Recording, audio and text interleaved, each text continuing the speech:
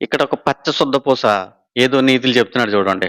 అంటే జగన్మోహన్ రెడ్డి అప్పుడు వాళ్ళ తండ్రి అధికారంలో ఉన్నప్పుడు అల్లరి చేస్తాడని చెప్పేసి ఆయన్ని దరిదాపుల్లోకి రానివ్వలేదంట 5 సంవత్సరాలు. ఓకే. ఇది ఆయనే చెప్తున్నాడు చూడండి.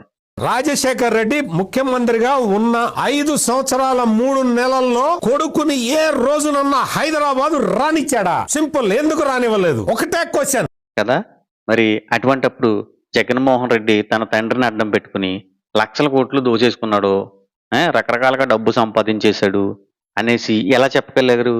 ఎలా కేసులు పెట్టారు? వీళ్ళు నోటికి తినేది అన్నమేనా? అన్నమేనా? వీళ్ళంతా మనుషులేనా? ఆలోచించండి. వీళ్ళు చెప్పిందే కదా, వీళ్ళే చెప్పిందే కదా లక్షల కోట్లు దోసుకు తిన్నాడని. మరి ఇప్పుడు వాళ్ళ ఫాదర్ ఆయన దరిదాపుల్లోకి రానివ్వకపోతే మరి ఎలా సంపాదించుకుంటాడు? అంటే ఆ తండ్రికే అతనంటే ఇష్టం లేదు అని చెప్పేసి ఇప్పుడు కొత్త డ్రామా. ఓకే. గుర్తుపెట్టుకోండి, వీళ్ళు మనుషులు కాదు. చెట్టుకి తిరగబడి ఎలాడతాయి చూసారా? ఆ నోటితోనే తింటూ ఆ నోటితోనే మళ్ళీ అవి